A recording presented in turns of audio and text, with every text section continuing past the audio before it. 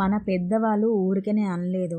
అప్పుడు బాలంత కట్టు సరిగ్గా కట్టుకుంటే ఎలాంటి నొప్పులు రావని వాళ్ళు ఊరికే చెప్పలేదు. అప్పుడు సరిగ్గా కేర్ చేయనందుకు ఇప్పుడు ఈ చలికి కొన్ని పెయిన్స్ అయితే నా బాడీలో అయితే చూస్తున్నాను.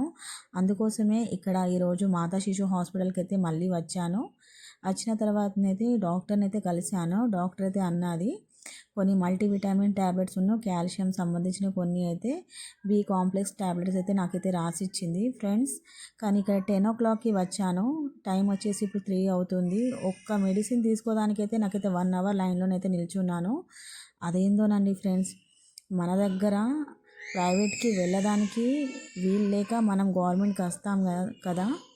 కానీ ఇక్కడ మాత్రం పిల్లల్ని పట్టుకొని వస్తే మనకైతే అస్సలు ఎక్కడ కూర్చోవాలి, ఏం చేయాలి అర్థం కాదు.